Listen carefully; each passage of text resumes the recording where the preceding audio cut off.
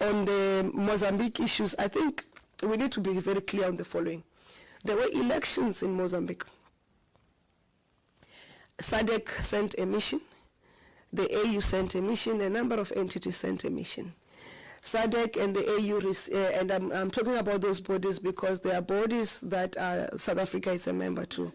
They released a report on how they deemed the elections, and in the bulk of the SADC report, the provisional report of SADC and the provisional report of the AU, they indicated that the elections, despite few hitches, they were generally free.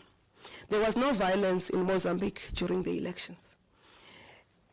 There were no incidents of violence or intimidation reported during the elections, which is the voting. Mozambique, like South Africa, like Botswana, like the USA, they've got a mechanism and a system of disputing elections. The problem in Mozambique started when the provisional elections were issued by the Electoral Committee.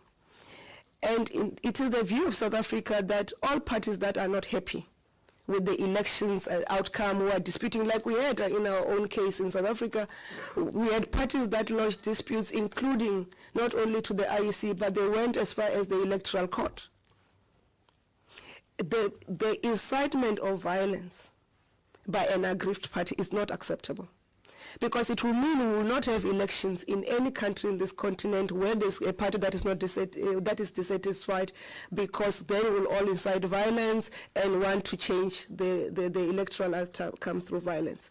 The parties in Mozambique must submit their grievances and their evidence of displeasure or dissatisfaction through the Constitutional Council and allow the Constitutional Council to adjudicate on the matter.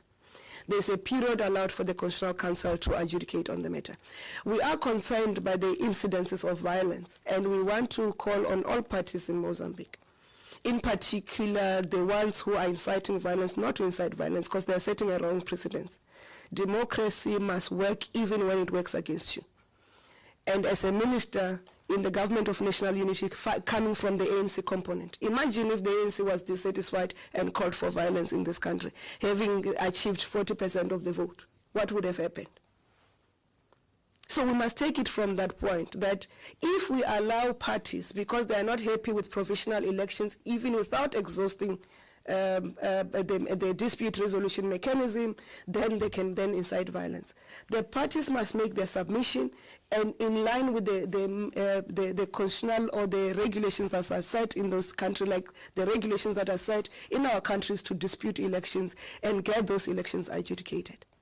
Imagine if in Botswana, President Masisi and his party did not also accept the outcome of the elections and called for violence from the people of Botswana. What would have happened? Before President Botswana or Masisi, imagine if President Khama also called for violence in Botswana. What would have happened? We cannot continue to plunge our continent because we don't like the party that has won. And there's a narrative out there against the party that has won. We cannot allow any contender to election in the SADC region in the African continent, where we are starting to build democratic government and holding consistent and continuous predictable elections, to let parties who are dissatisfied plunge. We have listened to the calls by the security establishments of Mozambique that they are in control of keeping peace. We have engaged through diplomatic channels to make sure that there is no disproportional use of force against those who are demonstrating. We have also observed and engaged to say those who are protesting must do it without destruction of property, because everybody has a right to protest. But South Africa is not the chairperson of SADC, neither is the chairperson of the SADC Troika. South Africa is not a big brother within SADC or the African continent.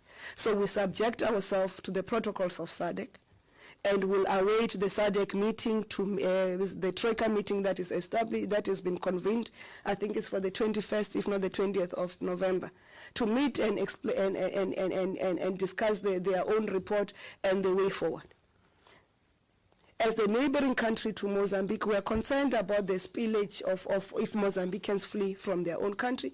That's why our Border Management Authority and our law enforcement authorities continue to engage with their counterparts to make sure that we've got minimum harm in the economy of this country, but also to make sure that Mozambicans do not feel threatened in their own countries to flee to neighboring countries, which South Africa will be the major receiving country.